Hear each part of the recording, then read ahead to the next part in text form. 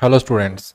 आज के इस वीडियो में मैं आपको बताने वाला हूं कि एज को मेंशन करने के लिए कौन कौन से स्ट्रक्चर्स पॉसिबल हैं। तो देखिए, अगर हमें किसी की एज को बताना हो तो हम उसके लिए बी प्लस नंबर यूज कर सकते हैं।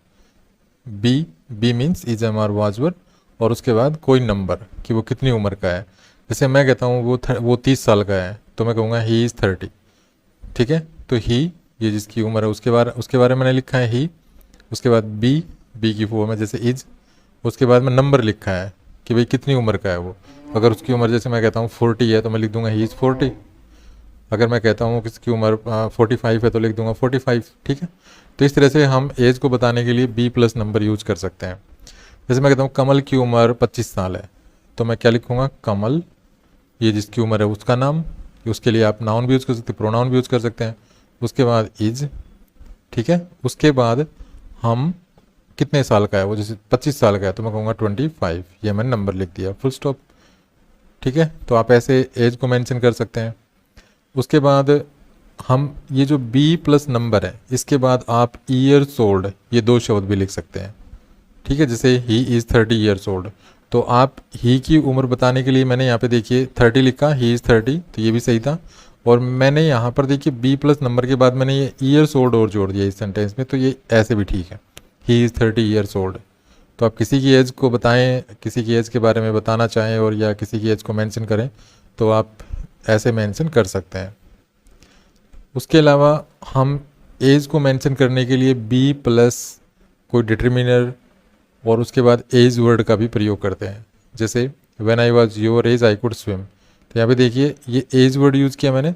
एज से पहले देखिए ये डिटर्मिनर यूज़ किया और उसके पहले देखिए बी की फॉर्म है। ठीक है, उसके बाद देखिए the two girls are the same age, तो यहाँ पे देखिए बी की फॉर्म है, ये एज वर्ड है और उसके बाद देखिए ये यहाँ पे डिटर्मिनर्स है। तो ऐसे आप बी के बाद को डिटर्मिनर और उसके बाद एज वर्ड यूज करके भी किसी की एज को रेफर कर सकते हैं, किसी की एज को मेंशन कर सकते हैं। हालांकि यहाँ पे हमने कोई नंबर यूज नहीं किया है। ठीक है, नेक्स्ट देखिए, हम प्रीपोजिशन के द्वारा भी जो है एज को मेंशन कर सकते हैं। अब वो स्ट्रक्चर क्या होगा, वो स्ट्रक्चर देखिए ये होता है।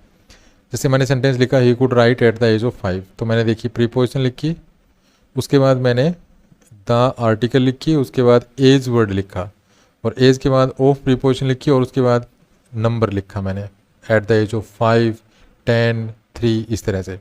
ठीक है, तो जब हम प्रीपोजिशन यूज़ करते हैं किसी की एज को रेफर करने के लिए, किसी की एज को मेंशन करने के लिए, तो उसके लिए हम क्या करेंगे, प्रीपोजिशन यूज़ करेंगे। सबसे पहले तो एट, उसके बाद आप डेफिनेट आर्टिकल यूज़ करेंगे। ठीक है, या डेफिनेट आर्टिकल भी हो सकती है और कई केसेस में इनडेफिनेट आर्टिकल भी हो सकती है। उसके बाद आपको एज वर्ड यूज़ करना है, उसके बाद ऑफ प्रीपोजिशन यूज़ करना है और उसके बाद नंबर यूज़ करना है। नंबर मतलब उस पर्सन की एज कि भाई 5 साल थी या 10 साल थी, 15 साल, वो उसके लिए आप नंबर यूज़ करेंगे आप।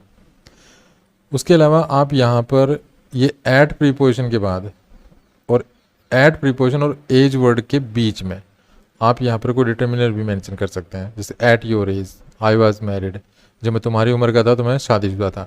तो यहाँ पर हमने देखिए एट और एज के बीच में ये डिटर्मिनर यूज़ किया है।